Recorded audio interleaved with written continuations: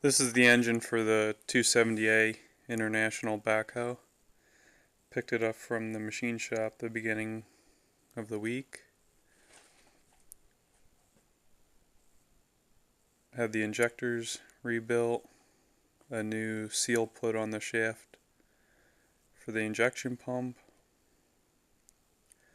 I had them take care of the head a few months prior to having the bottom end done, just because I didn't realize that there were other issues with the engine. I was hoping to get away with just taking care of the head, but I found number one rod bearing was just about to start knocking. It wasn't making any noise yet, but the bearing was definitely worn from antifreeze being in the oil. So I got the head gasket on. I'm about to install the head. And once I get this all together, I'm going to paint it. And then put it back in the backhoe. And hopefully everything goes alright.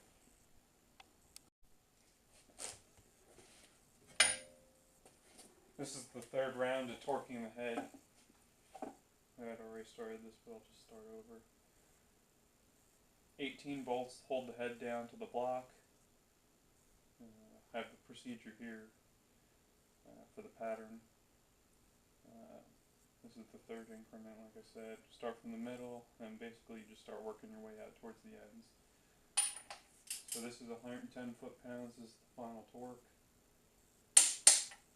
1.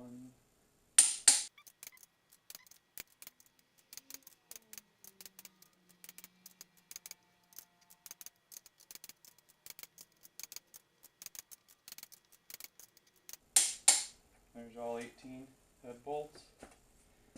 I did oil the threads on them so you get an accurate torque. I'm going to just go over them one more time just to be sure.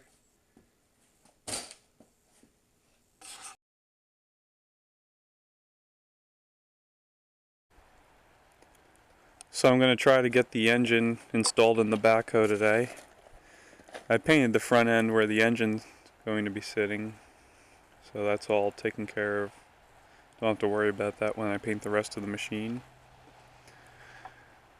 Before, when I removed the engine, I had the head pulled off of it, and I just had barely enough room to get it out from under the loader arms.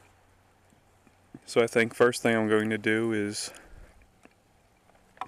lower the loader arms. I have a piece of angle iron jamming up the right side loader cylinder. So I'm going to try to push up on this with the excavator and get that angle iron out, and then hopefully just move the control valve to lower the loader arms, and then I'll be able to pick the engine up over the top of the frame and down in here. The engine's supported by this bell housing for the trans, so I'll remove all those bolts and hopefully just set it down in there. See what we can do.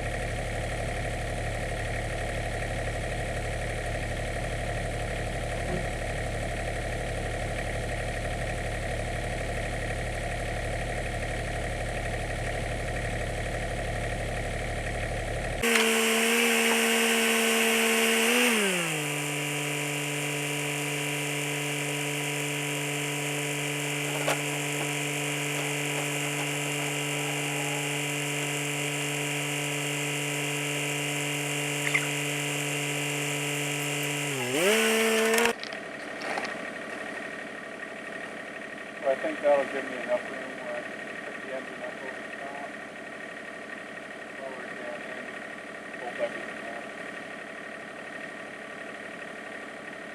Give that a shot.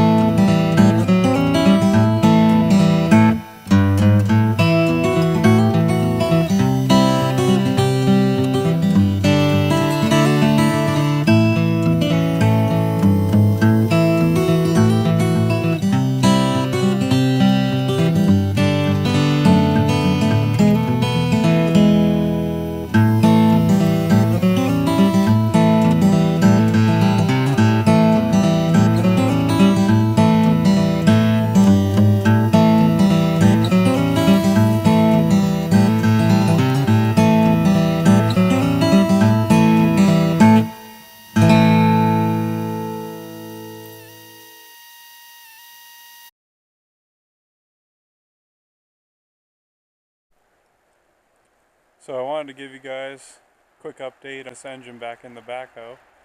I got 90% of it done.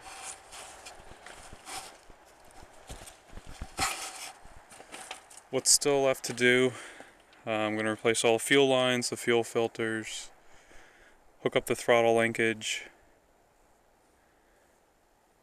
antifreeze, oil, and electric. And that'll be done. Had an ether start on it. I'm going to get rid of that. Hoping with a fresh engine, shouldn't need it.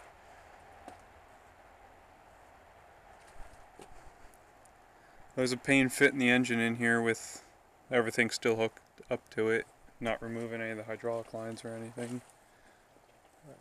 Got the hood back on to cover it all up. I might pull these cylinders this week. I have packing kits for them, and I'll probably order hoses. I think I can get these cheaper through Surplus Center than if I was to make them myself. And I'll have to measure and see if these are all the same size. So I'm going to do all these.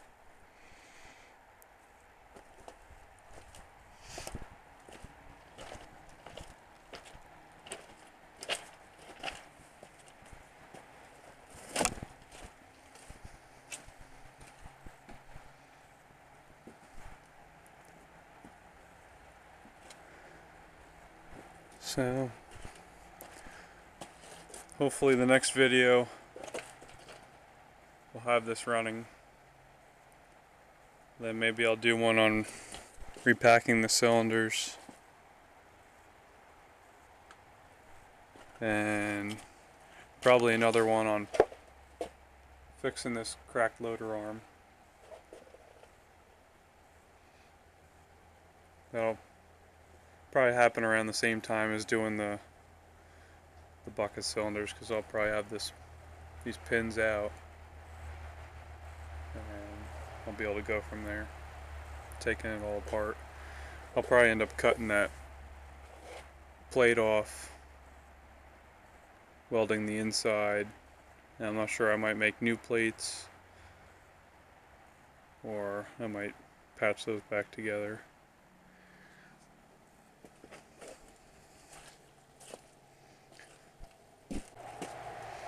So hopefully it'll run alright and minimal leaks. Now we'll go through, maybe I'll do a video bleeding the injection system on this, since everything's been purged.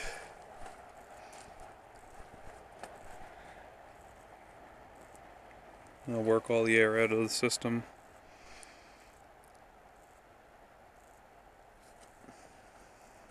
Also, I'm going to take off the line at the bottom of the fuel tank and see if there's any water or crud down in there. This only had a soup can over the top of it for whoever knows how many years.